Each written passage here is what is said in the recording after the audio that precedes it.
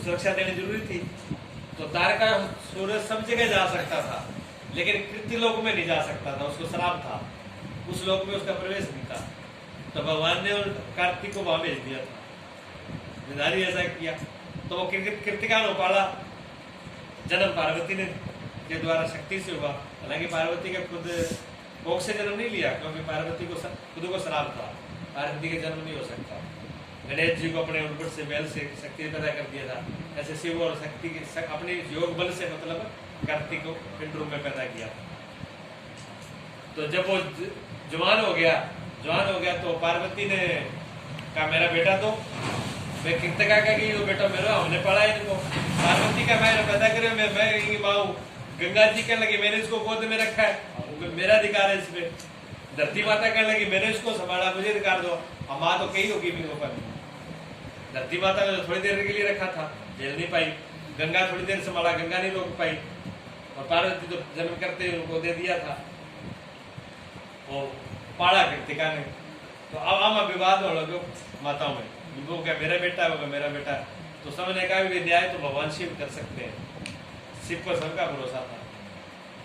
तो पार्वती ने कहा कि शिव से कि नाथ आप ही इसका निर्णय दीजिए स्वामी, आप बताओ, आपके सामने हमने अपनी शक्ति के द्वारा, आप तो इसके साक्षी हो।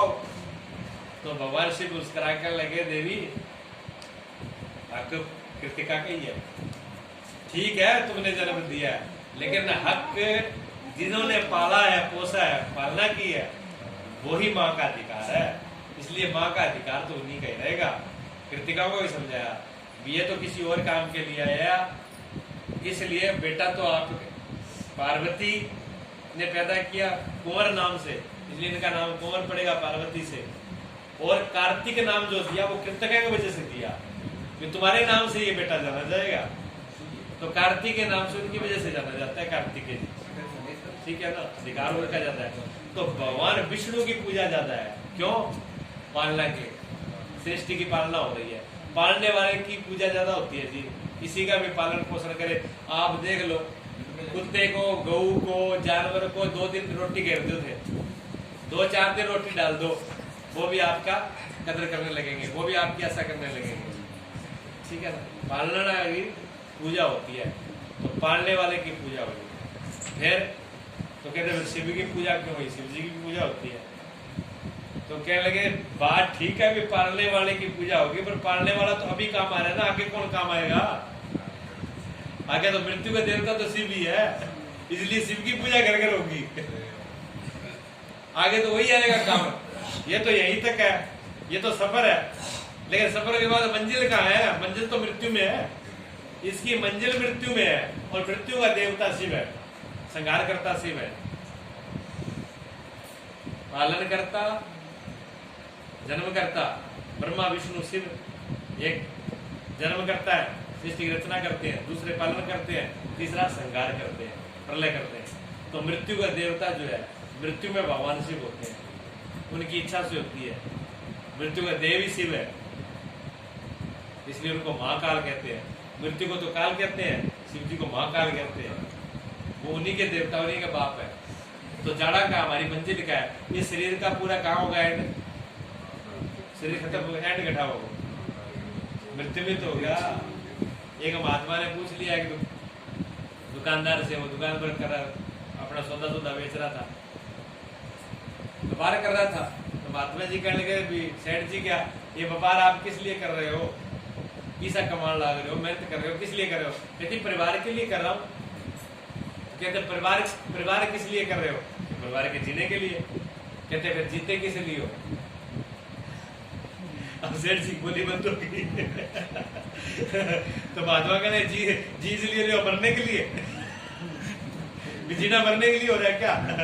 और वही तो हो रहा है भी आदमी सारों की कर्म करे, कमावे क्या खातर? परिवार खातर। परिवार क्या खातर? का जीने खातर। और जिये क्या खातर? मरण खातर।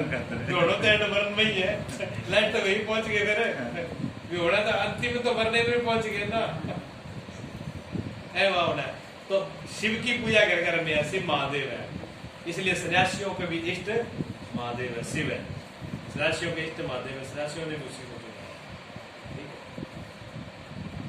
शिव की पूजा होती है। ये श्रृंखला जुड़ी है, तो हमारे करने से नहीं हो रहा। ये शक्तियां काम करती है, एक ही शक्ति सब अलग अलग काम कर रही है। कोई पैदा कर रही है, कोई संभाल रही है, कोई श्रृंगार कर रही है। एक ही शक्ति का सब खेल है, अलग अलग नहीं है, ये रूप नए नए हैं। एक ही आप कहते हो, एक आपको देखिए एक ही 3 रूप क्या हो सके? एक ही प्रश्न ये कर सकते हो ना, एक ही व्यक्ति, एक ही आदमी का 3 रूप क्या हो सका है? हो सका है जी, 3 क्यों, ज्यादा भी हो जाते हैं। एक ही आदमी, एक के लिए बाप है और एक का बेटा है, एक का मामा है, एक का फूफा है। कितना रिश्ता है एक आदमी क्या है? अब बेटी खातिर तू माँ है और बहन खातिर बहन को नहीं है, और माँ खातिर बेटी को नहीं। तो आपके एक कितने रूप है? हर आदमी के एक रूप नहीं है, कई रूप है। इसी प्रकार एक ही सब रूप, भगवान एक परम शक्ति के ये सब रूप है अलग अलग। कभी वो पैदा करता है, कभी वो पालना करता है, कभी बढ़ाता है, कभी समेटता है। सूत्र है इसमें, वेदांत का एक सूत्र है, एक को हम बोश्यामी। कहते हैं सृष्टि क्यों हुई? वेदांत कहता है इसको, वेदों का जो सार। वेदांत कहता है ईश्वर को ये हुआ, मैं एक को एक सबूत हो जाओ, बस ऐसा बस किया कुछ नहीं, सिर्फ सोचा ही था, इसमें हो गया। कभी विटो पावर है ना, ये तो सोचा उधर हुआ। कहते एक को हम बोश्यामी, कहते बैठा एकला क्या करूं, थोड़ा सृष्टि का आनंद ले लूं, एक से वो हो गया। बैठा बैठा कल्पना, एकला बैठा हो, कोई काम को नहीं, तो मन में ही अपने खेल रच लो, मन के अंदर ही खेल रच लेते हो। मन में राजा बन जाते हो, महाराजा बन जाते हो, कंगाल बन जाते हो, कोई कुछ बन जाते हो, पहलवान बन जाते हो। मन में बड़े पता नहीं क्या बैठे बैठे फूल वो करे हुआ कि कोई ली तरह, पर मन में कितनी कल्पना कर लेते हो। ऐसे ही भगवान की मन की कल्पना है, संकल्प मात्र से होता है कुछ भी नहीं। आदमी सपने में सपना, सपने में सपना, सपने में सपना, सपने में सपने में सपना देखता है, होता है ऐसा? नहीं होता। एक जंगल में लकड़ आ रहा था, अब जंगल में लकड़ आ रहा था, वो लकड़ी काट रहा था। लकड़ी काट रहा था तो उसने क्या देखा? सपना देखा। सपने में देख रहा है, वो लकड़ आ रहा है, सपना देख रहा है। सपने में क्या किया कि सपने में उसको बहुत बड़े धन गड़ा हुआ दिखा, जमीन में इतना बड़ा बड़ा मटका सोना चांदी पड़ा, लाल पड़न लगी। सुन के तो सारे सीख रहे अब बोर देखा गया बेटा मिली से तो बन के हो गया, तो मटका पड़े, अभी मोटा मोटा सोना चांदी तो बया पड़े कलश है, तो बन के करो भी दिन में पता नहीं नहीं करते हैं, बाद में याद रहना रहे, बाद में काट देना। तो लकड़ आ रहा जो है सपने में जाकर के वहां पर एक लकड़ी काट रोक देता है, 3 कुंडा का 3 लकड़ी रोक देता है सपने के अंदर। अब दूसरा उस सपने में दूसरा सपना चल रहा है। एक आदमी वो तो लकड़ आ रहा तो वो लकड़ी रोक करके सो जाता है, लेकिन दूसरा आदमी एक सपना देख रहा है। वो ये देख रहा है कि कुंड पड़े हुए हैं और एक लकड़ आ रहा जो है उन कुंडों के पास में एक लकड़ी रोक रहा है और वो खड़ा होकर के जाता है, और वो खड़ा होकर के जाके क्या करता है, वो जहां लकड़ी रोकी है वहां देखता है तो बाकी कुंड सोने के कलश है, वो तीनों मटके निकाल के ले आता है, तो लकड़ी वैसे रह जाती है। ठीक है, वो तो निकाल के ले आया। अब वो लकड़ आ रहा उठता है, लकड़ आ रहा उठ के वो देखता है लकड़ी तो वैसी की वैसी है पर कुंड नहीं है।